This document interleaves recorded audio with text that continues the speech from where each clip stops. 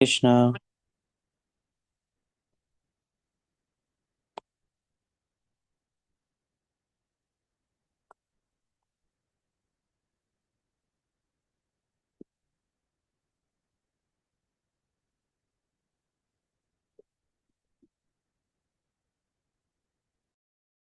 श्रीमते भक्तिवेदांत स्वामिनिति नामिने नमस्ते सरस्वती देवे गौरवाणी प्रचारिणे निर्विशेष शून्यवादी पाश्चात्य देशधारिणे जय श्री कृष्ण चैतन्य प्रभु नित्यानंद श्री अद्वैता गदाधर श्रीवासादि गौर भक्तवृंद हरे Krishna Krishna Krishna Hare Hare Hare Ram Ram Ram Hare Hare.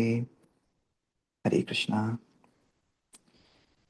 Okay, we'll continue with our prayer for this week. Vajahure Mana. So I posted the link in the chat. Anybody would like to sing this prayer today?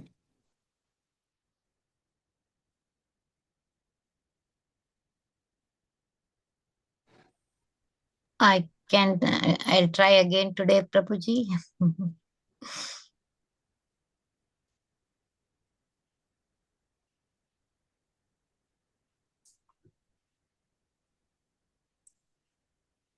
भजहु रे मना श्रीनन्दनन्दन अभय चरणारविन्दरे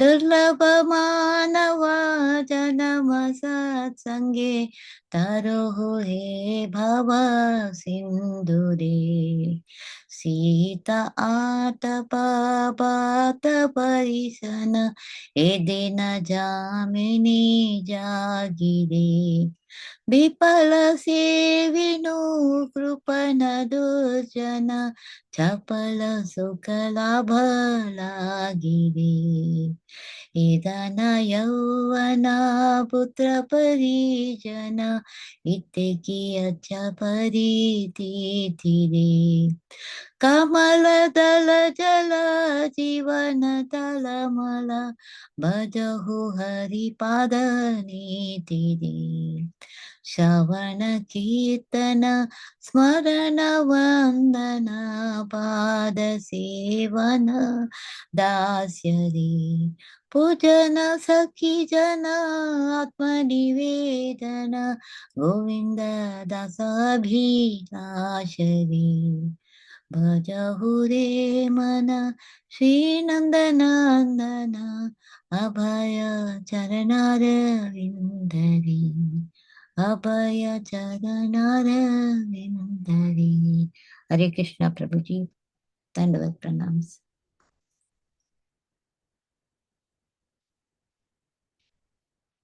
Should I read the translation also, Prabhuji, or somebody else wanted to?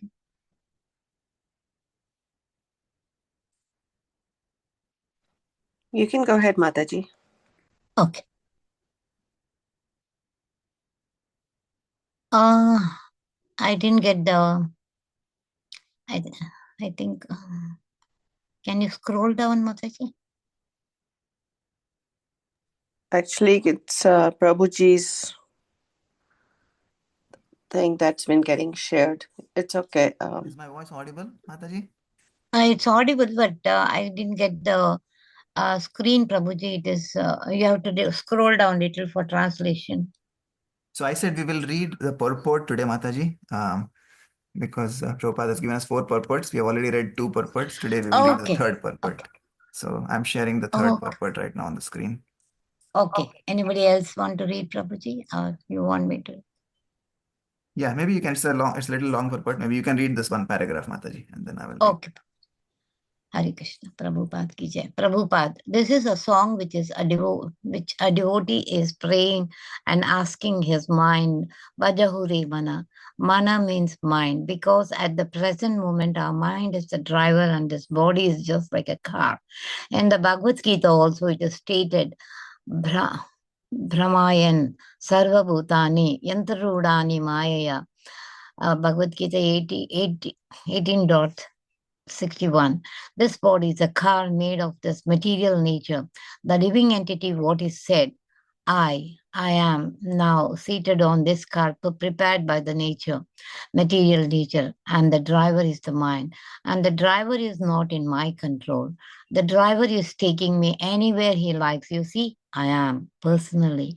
I am not able to drive. I have engaged one driver, which is called the mind, and this body is the car. And the mind is carrying me like driver anywhere it likes.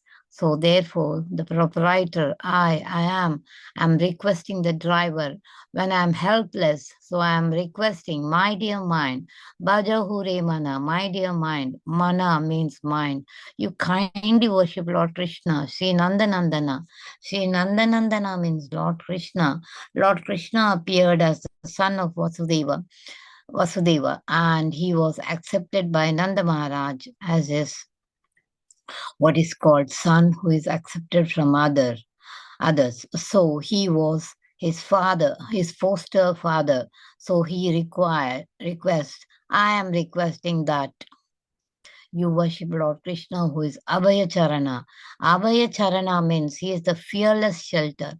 If we take shelter of Krishna, then we become free from all anxieties, just like a helpless child. When he's taken care of by his parents, he becomes carefree, not careless, carefree. Similarly, I'm requesting my dear mind, you do not drive in this way dangerously. Please worship Lord Krishna, who is fearless shelter. Bajahure Mana, Sri Nandanandana, Abhaya Charana Ravindari. His lotus feet is fearless shelter. One who takes shelter, as the Lord says in Bhagavad Gita, Sarva Dharman Parityajya Mamekam Sharanam Vraja, 18.66. Now, either you say Krishna or you say Lord, says in or super consciousness. Super consciousness is impersonal connection, a conception of Krishna, and Krishna is personal conception of super consciousness. Should anyone else read, Prabhuji? Hare Krishna. Yes, thank you, Mataji. Hare Krishna.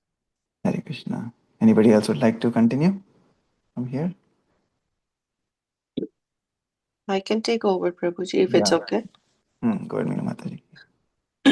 Because Krishna means he's not only super conscious, but he's supreme bliss and supreme knowledge. Supreme knowledge means super consciousness, and eternal, supreme consciousness, supreme bliss. That is the definition of Krishna. Now then the devotees say that Durlabha Manava Janama Satsange Taraho E Bhava Sindhure. Now this human body is Durlabha. Durlabha means very valuable. It is obtained after a great struggle of existence. We have to come through so many species of life, aquatics, birds, then trees, then reptiles, then beasts. There are so many. There are 84 lakhs, 8.4 million species of life, and we had to pass through by gradual evolution. This theory is accepted by Darwin also, evolutionary theory. So this human body is very valuable. So he requests, my dear mind, of course, in the lower animal life, the mind is there also. Also, the mind is not developed, but they have got mind. It is in a very lower animal living condition. The mind is not at all developed, but at least in animal life, there is mind. Now the devotee requesting that this life, this human form of life is very valuable. Don't waste it. But you just to make your life successful in the association of saints and sages. Woman, what? Prabhupada, saints, and sages. Woman, no, Prabhupada, you have no saint? Girl, saints and sages? Saint? Woman, saint? Prabhupada, saint. Woman, oh, saints and sages. Prabhupada, yes, saints and sages, yes. So you should not make association with anybody else, but you make your association only with saints and make this valuable form of life successful. Don't waste your time. You worship Lord Krishna with the help of the saints and sages and make your life successful. That he is requesting. Don't drive in this irresponsible way to put me into the ocean. And it is also requested that we are just like the ocean of birth and death. The material cosmic ocean, no, sorry. This material cosmic situation is sometimes explained as the ocean, and these planets, they are explained as islands, and actually, they are islands in the air. Just like we have got islands in the sea and ocean, similarly, these planets are island in the air islands, so many planets. So he says that Durlabh Manava Janam Satsange Tara E Bhavasindure. Bhavasindhu means this cosmic situation where birth and death is going continually, one after another. So you stop this business of repeated birth and death. You make your this human form of life successful and get released from this disease of birth and death. Birth and death is a sort of disease for the living entities. It is not the normal condition. Due to this abnormal engagement in this material body, we are put into the birth and death. Otherwise, I am not subjected to birth and death. I am eternal. I am eternal. So he is requesting that don't waste your time, my dear mind, because my mind is taking me here and there. So he is requesting mind. It is very philosophical. This is concentration. Requesting the mind, don't put me into the ocean of birth and death. Please save me and just make your life successful in the association of saints and sages. That is my request. Bhaja Hure Mana Sri Nandanandana. So worship of Lord Krishna or the Supreme Lord, and at the same time, association of saints and sages that makes our life successful. Association of good persons, and at the same time, simultaneously, devotional service to the Lord. These two things combined can make our life successful. Woman, how do you call devotion to the Lord?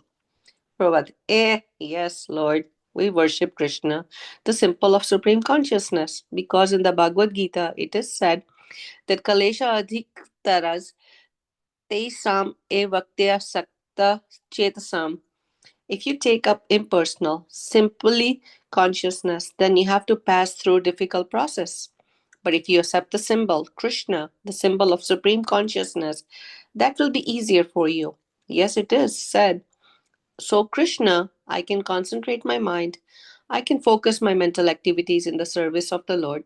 Krishna, because He is supreme consciousness, therefore, automatically I concentrate on the supreme consciousness. So, Bhaja Hure Mana Srinandanandana Abhaya Charanara Vindare Durlabha Manava Janama Satsange Tarahu Bhava Sindhure. Then he says that what I am doing, what is my present occupation? The present occupation is Sita Atapa Pata Barisana Idina Jamini Jagire Bifal se vinu kripana durjana chapala sukhalabha lagire. He says that I am working hard day and night, and there is no question of winter or summer or rainy season. I have to work hard day and night. If there is night duty in the winter season, I have to join my office at 12 o'clock at night. So I must go. There's a snowfall. If I don't go, then I'll be absent. So I am working so hard, very hard. Sita atapa bata barisana jamini jagire. And what am I working for? Now Vipula sevinu kripana durjana. Just to serve person who cannot protect me?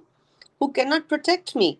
We think that my wife or my husband or my children or my relatives or my friends, and oh, so many we have got relationships with this material world, and everybody is working to satisfy his relatives. A family man is working so hard because he has to satisfy his wife, children, friends, and so many other persons. But one should be conscious that these friends and relatives, they cannot protect me ultimately. They are neither I can protect them nor they can protect me. You see, everyone responsible. Everyone is responsible for his own activities. Besides that, now, suppose if I'm constructing a high building, skyscrapers, just like you have got very good experience in this country, if somebody asks me that, why you're building so high buildings? What is the reason? And if I answer, just to set fire it, then the man will laugh. You simply for setting fire, you're spending so much money in building this high building For setting fire? Yes. So this sort of answer is just like in our present activities. Now, of course, you take the dead bodies to the crematorium, and I mean to say, put into the grave. But in India, of course, there is a graveyard for the Mohammedans and Christians. But the Hindus, they burn the dead body. They burn the dead body. You see, in the Bhagavata also, these three systems are recorded that the ultimate transformation of this body will be either ashes, stool, or earth. Woman, earth, Prabhupada, earth. Woman, stool, Prabhupada, stool or ashes. How it is? Now, because after that, persons who burn the body that is turned into ashes, this body, this beautiful body, will be turned into ashes. And those who bury in the graveyard, that will turn into, oh, that is air. Don't disturb yourself. That is the air. If we bury in the ground, gradually the body will turn into earth. And according to Iranian system, the body is thrown to the vultures. They eat it. So that will be turned into animal stool. You see, that is the last stage of this body. So everyone knows that everyone will die. Still, we are working so hard. We are making our bank balance. We are just making will and paper just to give protection to our family and to our children. And there is no time. Everyone is busy, very busy. But he does not see that all these what I am doing, these body ultimately become either ash or animal stool or turn into earth.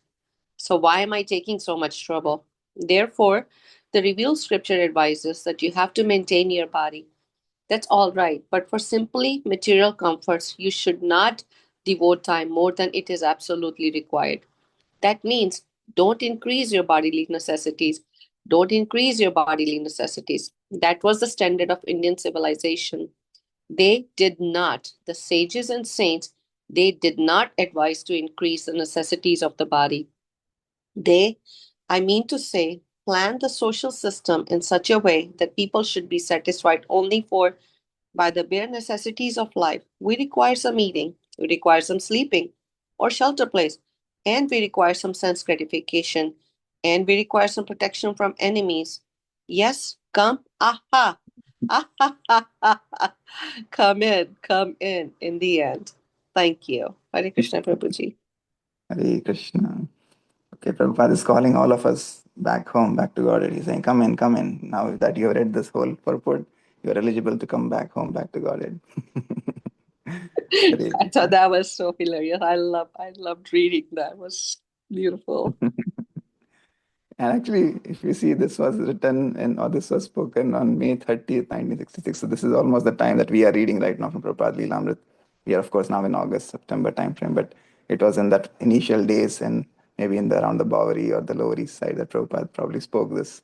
So very relatable to what we are reading from Prabhupada Leelamrit. Okay, thank you, Meena Mataji.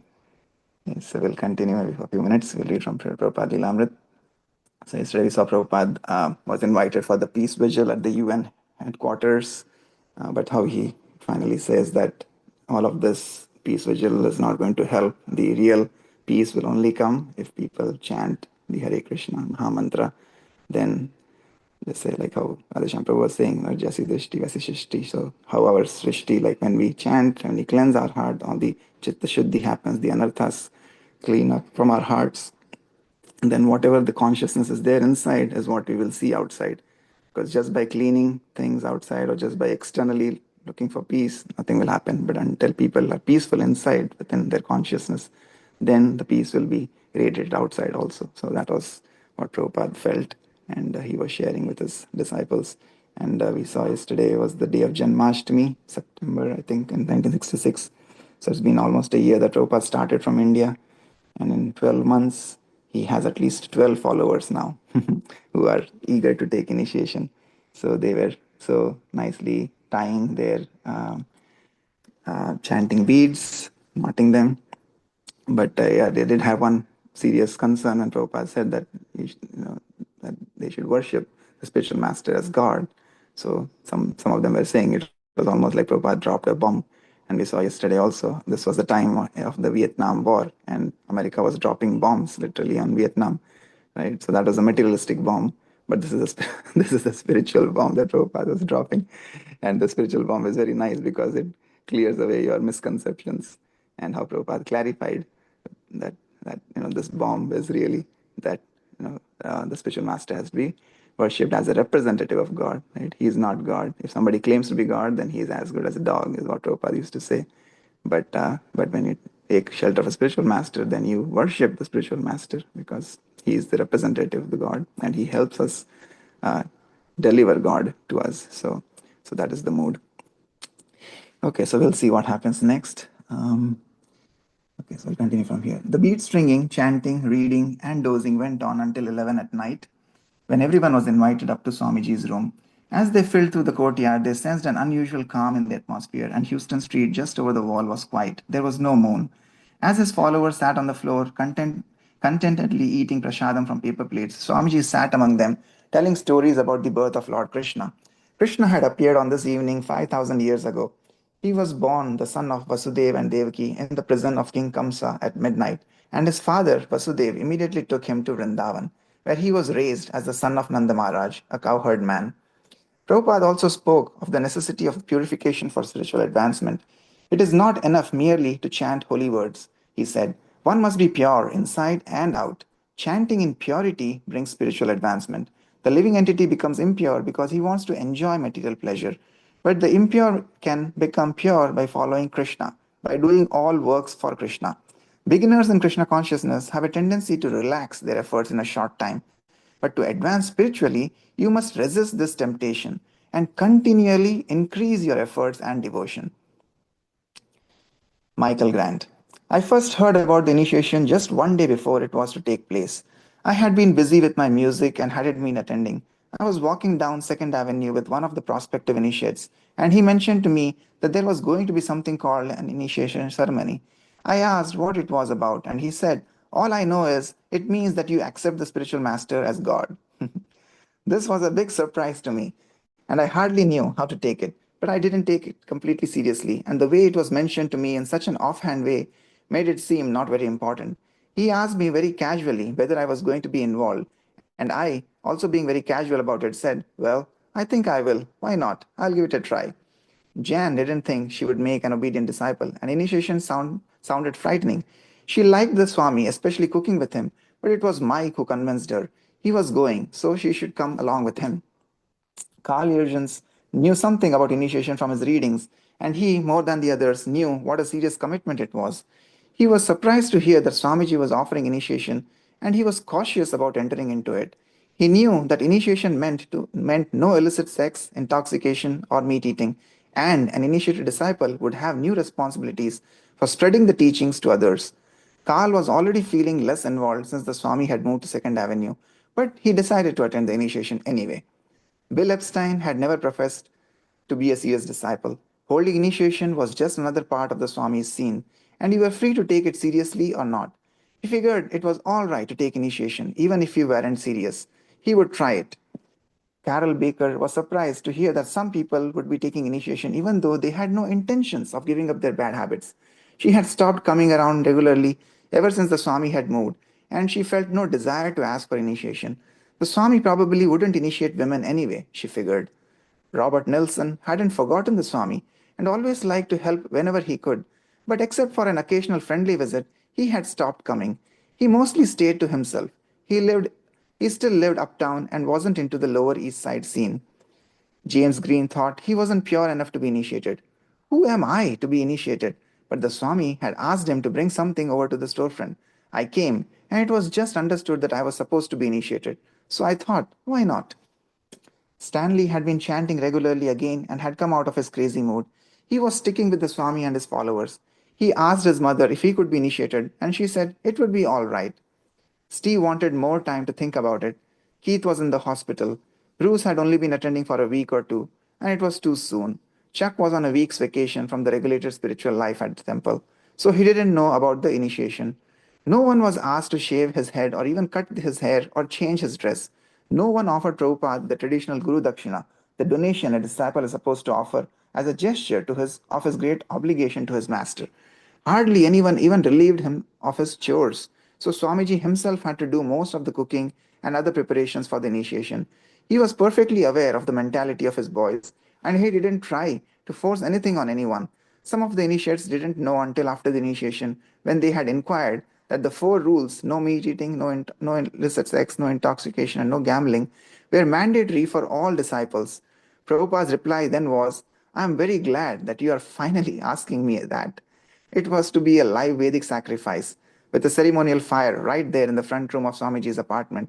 In the center of the room was the sacrificial arena, a platform of bricks, 4 inches high and 2 feet square, covered with a mound of dirt. The dirt was from the courtyard, and the bricks were from a nearby gutted building. Around the mound were 11 bananas, clarified butter, sesame seeds, whole barley grains, 5 colors of powdered dyes, and a supply of kindling. The 11 initiates took up most of the remaining space in the front room as they sat on the floor, knee to knee, around the sacrificial arena. The guests in the hallway peered curiously through the open door. For everyone except the Swami, this was all new and strange, and every step of the ceremony took place under his direction. When some of the boys had made a mess of trying to apply the Vaishnava Tilaka to their foreheads, Prabhupada had patiently guided his finger up their foreheads, making a neat, narrow V. He sat before the mound of earth, looking out at his congregation.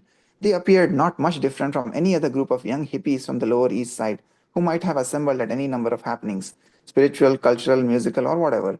Some were just checking out a new scene, some were deeply devoted to the Swami, but everyone was curious. He had requested them to chant the Hare Krishna mantra softly throughout the ceremony, and the chanting had now become a continual drone, accompanying his mysterious movements as head priest of the Vedic rite. He began by lighting a dozen sticks of incense. Then he performed purification with water. Taking a spoon in his left hand, he put 3 drops of water from a goblet into his right and sipped the water. He repeated the procedure 3 times. The fourth time, he did not sip but flicked the water onto the floor behind him. He then passed the spoon and goblet around for the initiates, who tried to copy what they had seen. When some of them placed the water in the wrong hand or sipped in the wrong way, Swamiji patiently corrected them. Now, he said, repeat after me. And he had them repeat, one word at a time, the Vedic mantra of purification. Om apavitra pavitro va sarvavastham gatopi va yasmaret pundarikaksham sabhaya bhyantara shuchihi Shri Vishnu, Shri Vishnu, Shri Vishnu. Okay. The initiates tried falteringly to follow his pronunciation of the words which they had never heard before. Then he gave the translation. Unpurified or purified, or even having passed through all situations, one who remembers the lotus-eyed Supreme Personality of Godhead is cleansed within and without. 3 times he repeated the sipping of water, the drone of the Hare Krishna mantra filling the room as the goblet passed from initiate to initiate and back again to him. And 3 times he led the chanting of the mantra, Om Apavitra. Then he raised a hand, and as the buzzing of the chanting trailed off into silence, he began his lecture. Hare Krishna. Okay, so we'll see what Prabhupada has to say at this time tomorrow. Yes, wonderful. So yesterday we were saying, how many rounds Prabhupada was. They had their own interpretation. Prabhupada said, his spiritual master had told that anybody who doesn't chant 64 rounds is considered to be a patita, fallen. And I was reminded, how in one of the lectures, Guru Maharaj was mentioning that, when Bhaktisiddhanta mentioned the 64 rounds as minimum, otherwise we are fallen patita. But then Prabhupada came as Patita Pavan, right? So he came as a deliverer, and then he reduced, like here we saw some of them were guessing that he asked them to chant 32 rounds, some said 25 rounds, but finally Prabhupada was telling them to chant 16 rounds and follow the 4 regulative principles. So now, as we are like 50 years down the lane after Prabhupada left, his disciples, our Guru Varga today in ISKCON, some people come to them and they say, oh, so Bhaktisiddhanta used to ask 64 rounds. Prabhupada brought it down to 16 rounds. Why can't you bring it down to further? He brought it down 1/4. So can we just do 1/4 and just do 4 rounds instead of 16 rounds? So then Guru Maharaj says, Prabhupada was the Jagat Guru. He was the Acharya for this time. And whatever he has given is final, and we just have to follow his instructions. We cannot whimsically change anything or alter anything. So yes, so minimum 16 rounds is minimum 16 rounds. But again, that is the basic minimum, right? If like Prabhupada says, when we start in Krishna consciousness, we have that initial very enthusiastic vigor, but then it starts to wane off. But for somebody who wants to make spiritual advancement, it should actually, the love, the devotion should continuously increase. Right? It is Anandam Buddhivardhanam, so it should continuously increase this ocean. The material ocean waves are only a certain height, but the spiritual oceans waves, they can just grow boundless, So that should be the mood. So it is not that we should just stop at 16 rounds. So whenever we are, wherever we are, like I said, उठते बैठते खाइते सोइते यथातथा नामले देश काल नियम nahi sarva siddhi hai. So just by chanting the name of the Lord, anytime, any place, anywhere, wherever we are, I mean, that should become our practice, our sadhana. That wherever, whatever, whenever we are idle, the name should go on. But yeah, we see how Prabhupada is nicely bringing all these wonderful disciples onto the verge of initiation. So we'll continue that tomorrow. But any other thoughts, comments from today's reading?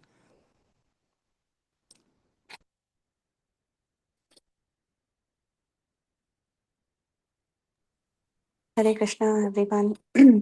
This mantra, this verse which we just read, Om Pavitra Pavitra Va, when we recently had the deity worship workshop with Radhava Mataji at Cincinnati, she has mentioned that, this mantra is the mantra which we should recite when we are taking our bath in the morning.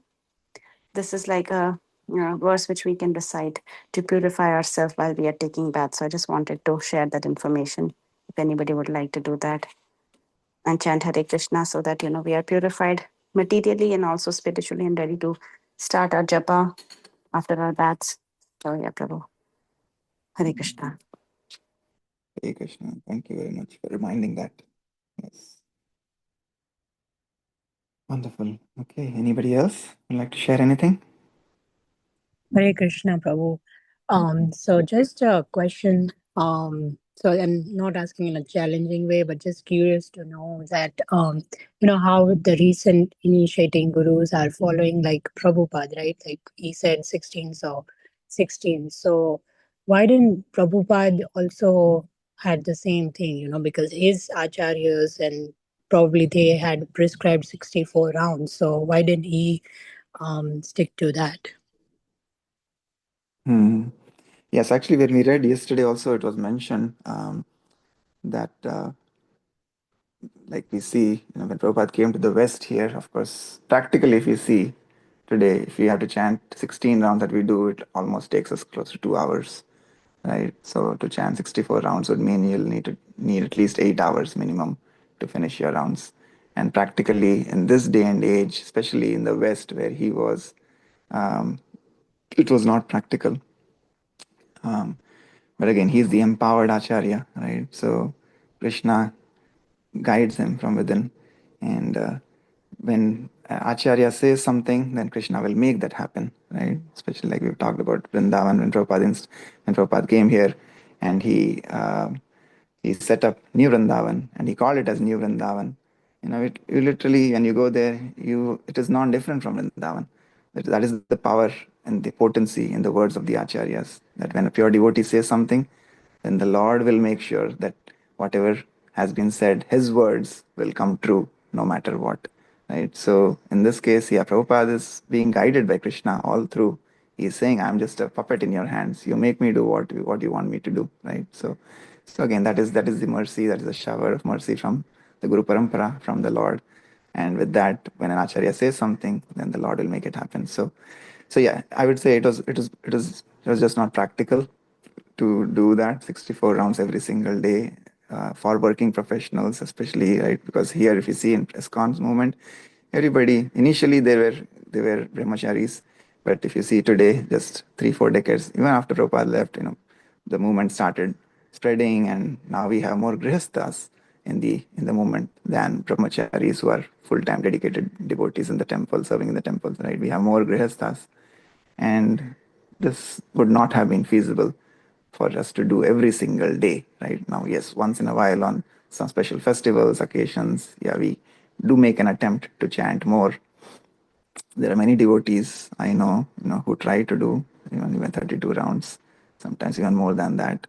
Some devotees who are maybe retired, they try to chant even 64 rounds. But yes, practically, like Prabhupada opened the floodgate like we said, the entry criteria was was lifted by Prabhupada. So earlier, with Bhaktisiddhanta Saraswati's time, the Patitsa would not be able to enter, right? 64 rounds, how many people would be able to do, right? But Prabhupada, he lifted the entry gate, and now there are more people coming in the movement, right? So entry criteria has been lifted to just 16 rounds, but the exit criteria is still still the same. We have to develop the love for God. Only then we can go back home. So whatever Prabhupada has given, if we do that sincerely, then yes, then the exit criteria is basically not just chanting mechanically, right? But it is to develop the mood of devotional service. And like Prabhupada says, with association and the devotional service together, both are like two tracks, and we have to do them together, and then we will be able to achieve perfection of life. Does that help, Mataji? Yes, Prabhu. Thank you so much. Thank you. Yeah. Okay. All right. So we'll pause here for today. Thank you once again for your kind association, and we look forward to having your association tomorrow. वाञ्छकल्पतरुभ्यश्च कृपासिन्धुभ्य एव च पतितानां पावनेभ्यो वैष्णवेभ्यो नमो नमः। अनंतकोटि वैष्णववृंद की जय। जगद्गुरु शिला प्रभुपाद की जय। शिला प्रभुपाद लीलामृत की जय। निताई गौर हरि हरि बोल। हरे Krishna. Thank you, Prabhuji. Have a Thank you, great day, Prabhuji. everyone. Thank Hare you. Krishna. Hare Krishna, Prabhuji. Dandavat pranam. So nice. It was nice.